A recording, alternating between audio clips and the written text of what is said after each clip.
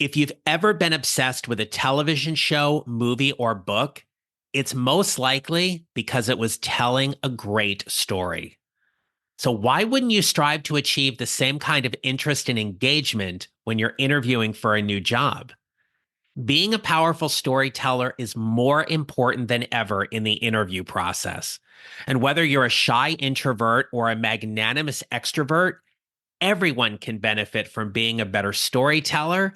And my guest today is going to help you do that.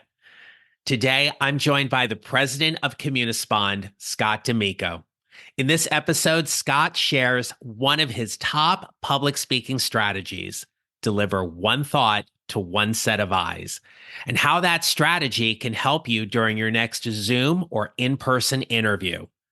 Plus, Scott and I talk about how to help you calm your nerves, stop losing your train of thought, and why being clear and concise in your storytelling and communication is your best move during your next job interview or presentation. Let's get started.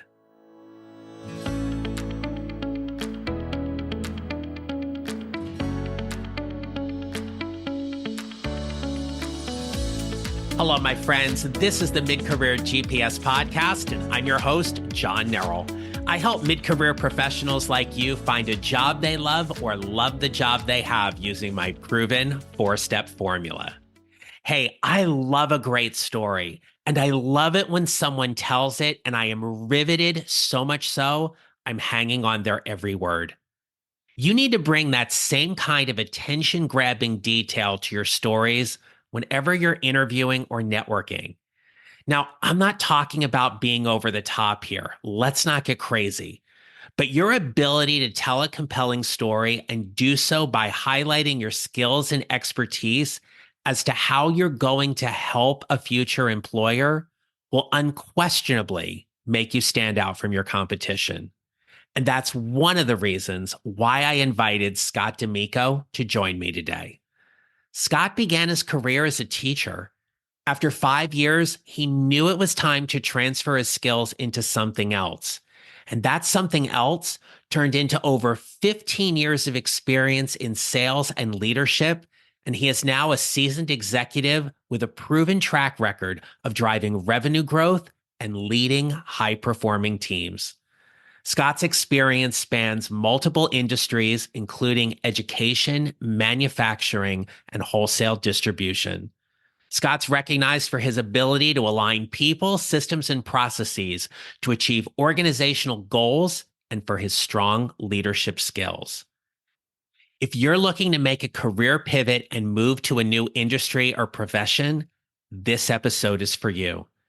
If you want to learn how to tell your story better and more effectively, this episode is for you. And if you're speaking in meetings and delivering presentations, this episode is for you as well. There is something for everyone, so let's get to it. It is my pleasure to introduce you to Scott D'Amico. Scott D'Amico, it is great to have you here on the podcast. How are you? I am doing well, John. Thank you so much for having me. Really looking forward to our conversation today. Yeah, you and I connected recently, and one of the things I loved about our conversation was you have this really dynamic career transition story, and we're going to tell that today because I know my listeners are going to get a lot of value from that. But we always start off by identifying what was your mid-career moment, that event that happened in your life where things changed and they changed for you professionally and they've gotten you to where you are now. Tell us a little bit about what your mid-career moment was, please. There were a few what I would call pivotal moments throughout my career. Some of them were when I realized, yep, this isn't for me. I need to make the change. Then there are also some parts in the career journey where when I realized a certain skill or something that I was doing or wasn't doing or could do better, kind of the light went off and I started to see big improvements in my career trajectory. And one of those was relatively early on, fortunately, in my people leadership career. And I was somewhat known as I was very direct, to the point, very business, not rude, not mean, but I was kind of all business in my interactions with my teams and somewhat nervous and hesitant about opening up myself and opening up and getting to know the people on my team truly as individuals and all the things about them. And I had a leader share that with me, both from how they modeled those skills, where they were always wanting to know about me and family and motivations and what's going on in my life. And then sharing that with me, that some of the feedback was that, really you're just all business all the time. And it can kind of put some people off. So when I realized that, as I step back and really learn all about my team and my people and what's going on in their world, it helps me to better understand them and really know how to motivate and coach them to be successful. So for me, that was one of those defining moments when I made that switch in how I related to people that I worked with, made a big difference. Scott, what was that that question or that thing that you did with your team where you recognized you were starting to connect with them on a deeper level?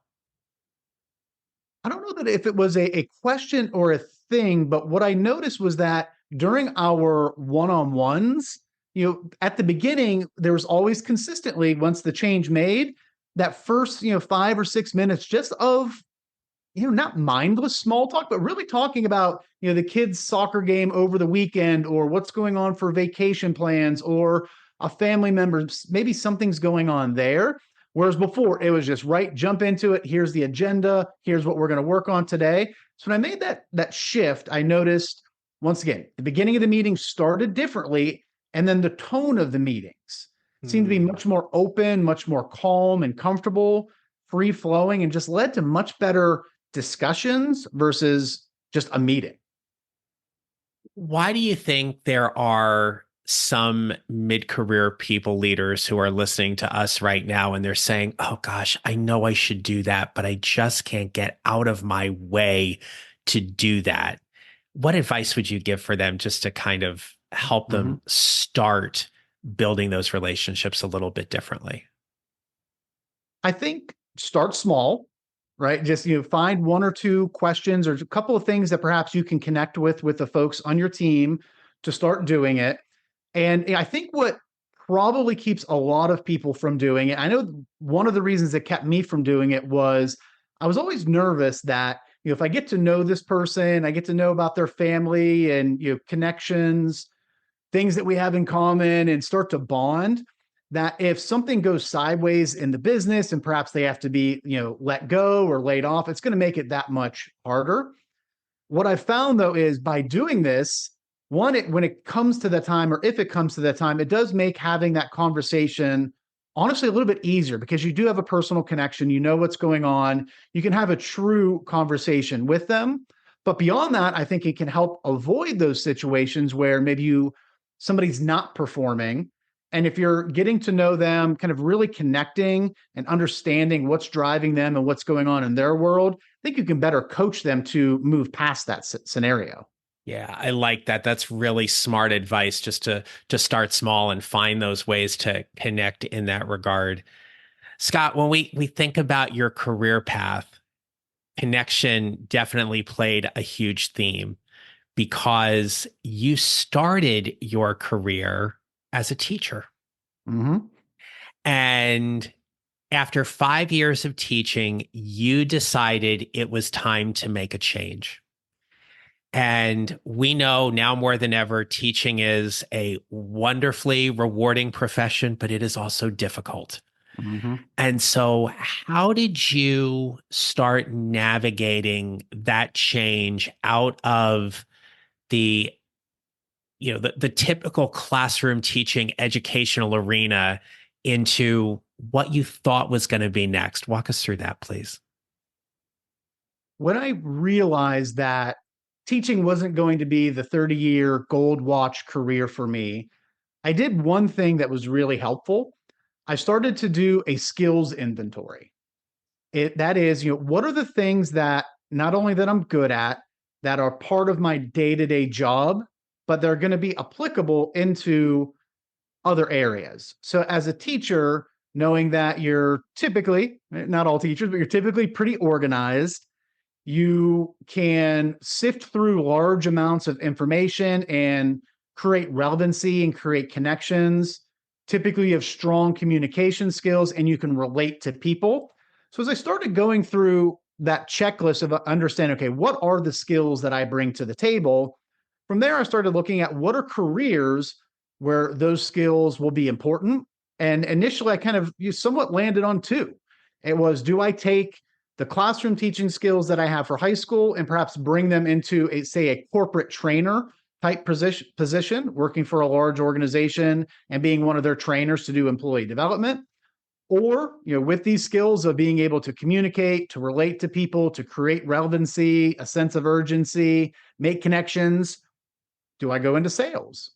And then I started thinking about, okay, if I go into sales, I'm really passionate about education and the role that it can play in people's lives and helping people grow.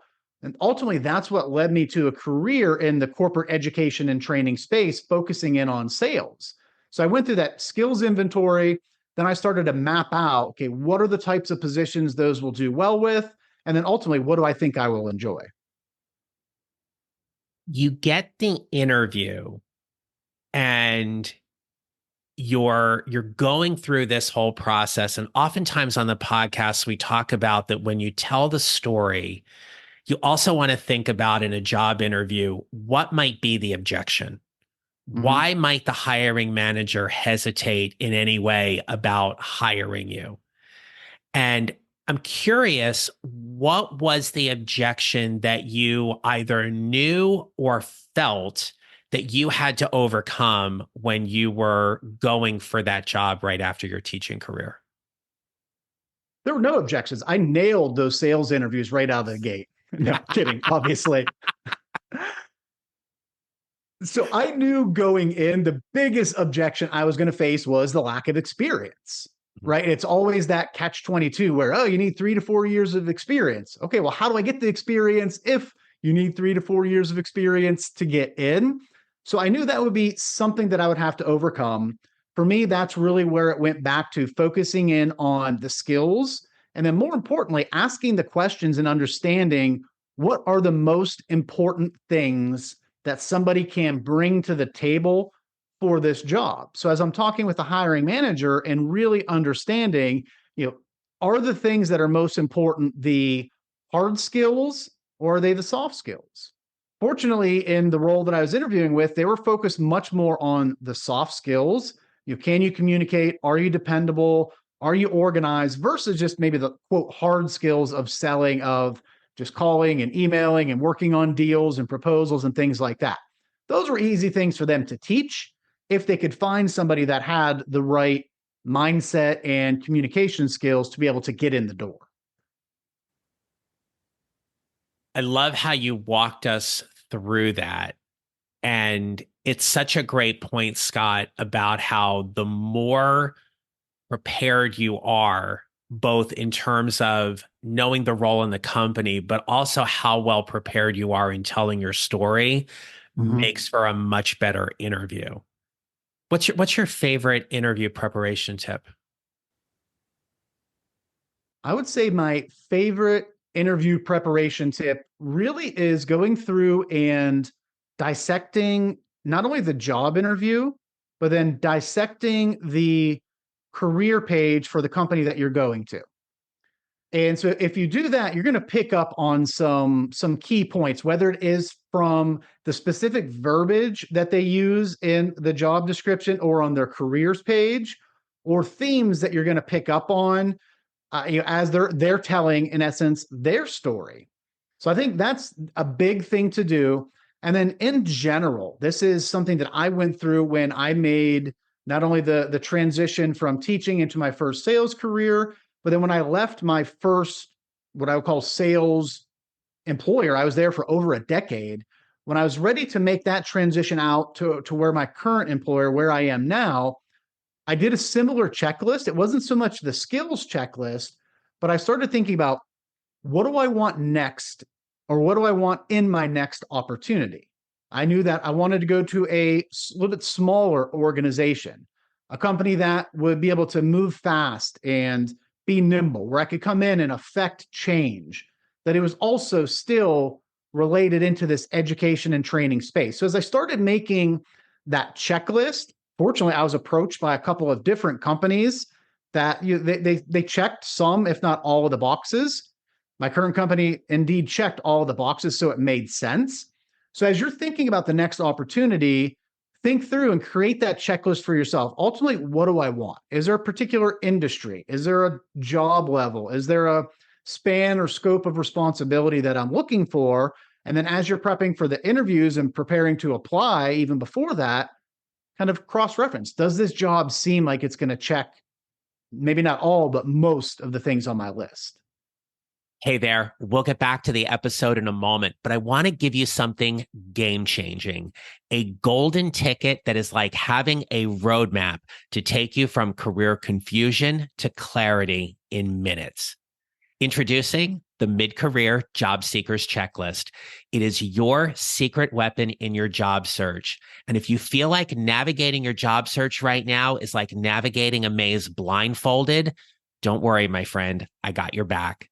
This checklist is a powerhouse of organization and preparation, crafted to make you say goodbye to feeling overwhelmed and hello to a career transition made easy. I want you to head on over to johnneral.com to snag your free copy of the Mid-Career Job Seekers Checklist. It's not just a checklist, it is a career compass to help you find that job you're going to love. Now, let's dive back into the episode.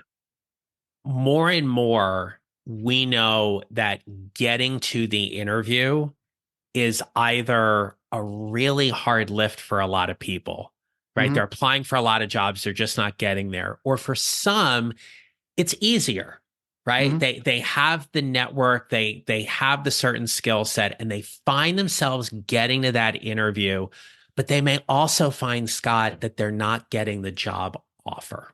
Mhm. Right? We start dissecting that piece about how do you actually have a successful interview.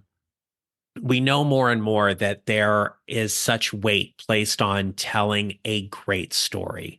And Mhm. this is your background and expertise in terms of what you do now and everything. So tell us, how do you define what is a meaningful narrative, especially for a job seeker? So I think when it comes to job seeking and interviewing, and quite honestly, most aspects of our life, if you can tell an effective story, it's going to help set you apart. And I don't necessarily just mean that you engaging when you talk and you can just spin a tale. Like maybe you have some relatives that can do that, or friends that are just they tell you about their night and it sounds exciting. When it comes to work specific things, it really is starting to identify what is my compelling narrative. So in an interview, that big overarching narrative may be, here's why I'm the best candidate for this position, right? That's my main story. So if I think about that, and if I'm preparing for an interview and I've looked through the company's website, I've looked through the job description, I'm going to want to start to create maybe 3 or 4 small stories that roll up into that narrative, right? So my big narrative is that I'm the best fit for this job. One point of that narrative may be that I have the relevant experience in X, Y, and Z program, or whatever it might be. And you might have some sort of story around that, a project that you completed, or an anecdote around that one particular story. Then the next thing might be around, say, the communication skills that they listed in that job listing. And you have some sort of story about that. Once again, it can be a literal story, it can be an analogy, but think through, here's my big narrative. What are going to be the small building blocks of that narrative, and try to have some sort of story that relates back up to it. When you think about the point you're trying to get across, and to use your example, it's here's why I'm the best fit for the job. Mhm.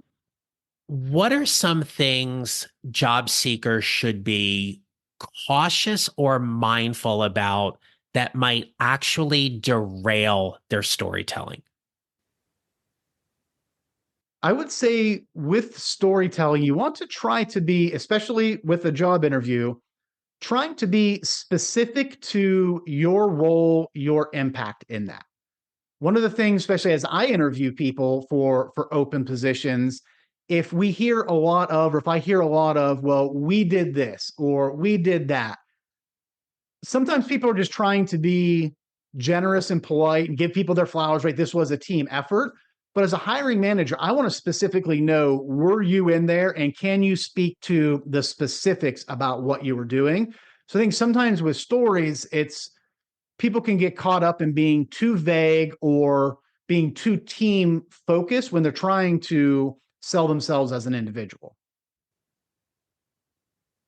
I could not celebrate that comment more about how, especially the people who listen to this show, right? They have really, really big hearts. And I loved your comment about how you want to give people their flowers. Mm-hmm. And so it's so easy for them to talk in the collective, in the plurality, but it needs to be very singular. It needs to Mm-hmm. be I-centric in that regard. Scott, either in your own experience when you were interviewing for jobs, or even now in your current role where you're interviewing people as well, has there ever been a moment where you've been interviewing somebody and they're going on and on and on and on, and, and you're like, I've just lost all semblance of where this story is going? As an interviewer, do you try to get them back on track, or what do you do in a case like that where you feel like the candidate's just gone off the rails? I do try to bring them back around, whether it is if there is a pause, interjecting with a question, or perhaps redirecting back to the initial point. And one of the big things that I will share with anyone that's going through an interview process, and quite honestly, this applies towards any type of communication, is be comfortable taking a pause and be comfortable with silence. Sometimes 2 seconds of silence or a second and a half of a pause can make a huge difference because it's going to do a few things. One, it's going to allow you to gather your thoughts. So, whether you've been asked a question and you take a beat before you start talking, that's one way to use a pause. If you are going through and giving an answer, taking a pause will allow you to continue to collect your thoughts. It's going to eliminate a lot of the ums and uhs and the wells, those what we call non-words that really drain your power and your confidence when you're speaking and presenting. And then the third thing that it'll do, which is really important during an interview, and John, relating back to what you just said, when you're going on and telling a story, when you pause, that's going to give the person across the table or on the other side of the camera the opportunity to ask a question or to interject. So you may have misunderstood and weren't answering the right thing. You weren't answering directly. You were just going on too long. Or quite honestly, you already answered their question and you were still going. So taking those pauses is important for a number of reasons. And the idea of knowing when to stop, quote, selling is important in a sales conversation. Same thing goes for an interview. Really being conscious of and knowing when I need to stop talking. Scott, fill in the blank for me. Compelling, or telling a compelling story is a blank. Telling a compelling story is a game changer. Why? Stories really help to connect with people on an emotional level. And it doesn't have to be a tearjerker story, but for the most part, people are going to make decisions with their heart. They're going to make decisions based on emotions. And if you can use a story to connect with somebody, whether it is simply something that they've experienced in their life, good, bad, indifferent, or a concept that they're familiar with, it really takes you to the next level because you create a connection with somebody. And when you're interviewing with folks, having that connection is important because you're going to be working with somebody, a big portion of your life, right? If you think about it, a third of our day at minimum is spent at work. So you really want to make sure that you have a strong connection and can relate to the person that you're working with. When somebody learns how to tell a compelling story in the way that you teach people how to do, And one of the things that you shared with me previously, and this can be applicable for somebody who's on a stage doing a presentation, at a panel interview where they're in person and they're in a room with a handful, if not more people who are all asking them questions. One of the things you shared with me was to deliver one thought for one set of eyes. Mm-hmm. Tell us why that's such a powerful skill. Delivering one thought to one set of eyes does a number of incredibly important things when you are communicating. And this can be, as you mentioned, panel interview, on stage giving a presentation, perhaps maybe to a hiring committee or in front of a large audience. I use these skills on conversations like this, on a phone call with my family. So a few things that it does. Typically when people are presenting, and I would say likely in interviews, especially if it's a group or a panel interview, they're nervous. When you're nervous, you typically start to talk faster. When you talk faster, you get more nervous. You tend to lose your train of thought. And that's when those non-words that we talked about a little bit ago start creeping in, the ums, the ahs, the likes, the wells, the so's, pulls away from your power and credibility. So if I'm delivering one thought to one set of eyes, so John, I'm going to deliver this first thought to you, then I'm going to be quiet and find the next person to talk to and deliver my next thought, and then my next thought. It's forcing me to pause, because when I'm breathing and I'm trying to find that next person, I'm not talking. So when I'm not talking, I'm not filling it with the ums and the ahs. My breathing is going to be under control. It's going to bring those nerve levels down. And then my brain ultimately is going to be able to keep up with my mouth. So you're going to be a lot more clear and concise in your communications. So beyond just doing it in a panel interview and a presentation, on the monitor that I have in front of me at my desk at all times, I have little cartoon eyes, little stickers that stick up there in each corner. So when I'm doing a Zoom call like this, I can see those eyes out of kind of my peripherals. And it's a reminder to me, honestly, just to slow down. It reminds me of one thought to one set of eyes. It's just a trigger that helps me to pause. Same thing if I'm just on a phone call with someone. Seeing those triggers that idea of one thought, one set of eyes, slow it down, pause, breathe, and you'll notice a big impact in your communication. That is such a great tip for anyone who is delivering any kind of presentation or panel interview for the sole purpose alone of calming your nerves and just getting your breath under control. Yes. Which is just, it's fabulous. So very good. Well, Scott, as we start wrapping up here, I'd love to know from you, what advice would you give someone to help them build their mid-career GPS? It can be something you've shared already. It could be something you haven't had a chance to talk about yet, but what advice would you give to help them build their mid-career GPS? I would say there's probably two or three big things. The first one is what I talked about earlier with those checklists. One, identifying your skills checklist. What are the transferable skills that I have that I can take with me that might not be job or industry specific? So if I'm a computer programmer and I know these languages, great. But beyond that, what are the skills, the soft skills that I can take with me that are going to apply to multiple careers? The second thing is, as you are looking for the next opportunity, create that inventory as to really what am I looking for, right? Am I looking just for a job? Am I looking for, a place to round out my career where I'm going to be there long term? Is it financially motivated? And then what are the things that I'm looking for at this company? Is it development? Is it growth? Is it, to be able to get away from so much bureaucracy and red tape? So you do those two things, and I think really hone in on your communication skills. That's above all else. You can, put in the application, get the interview, but if you get into that interview and you're not able to effectively communicate and articulate why you're the best candidate for that role in a clear, confident, and concise manner, really doesn't matter. Chances Yeah. of you standing out in a competitive job market, and landing the job are going to be a lot lower than if you really have those strong communication skills. Scott, you've offered so many valuable tips and ideas, and I just love how you compartmentalized everything so well today during this conversation. You modeled for us exactly what it is to tell a great story, so I thank you for that.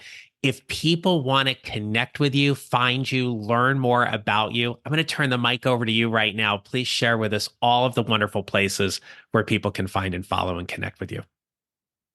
Well, I appreciate the kind words, John, and likewise really enjoyed being here and enjoyed the conversation that you led so eloquently.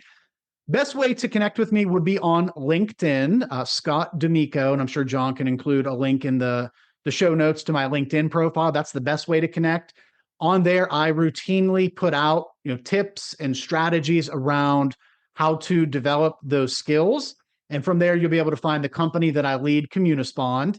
And as part of that, we do host a communication skills podcast called Communicast.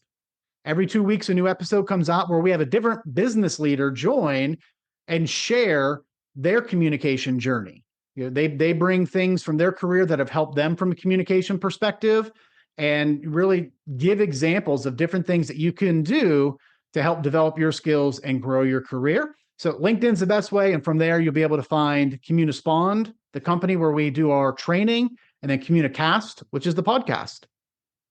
Scott, I will make sure all of that is in the show notes. But most importantly, thank you for being such a wonderful guest on the Mid-Career GPS podcast. It's been a pleasure getting to know you and talk to you today.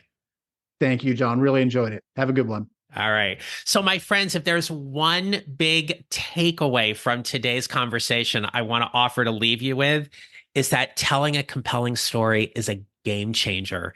If you're having difficulty telling your story, whether it be in a job interview or when you're networking, or even when you're going to deliver your next presentation, this is an opportunity for you to take some time and invest in building your communication skills.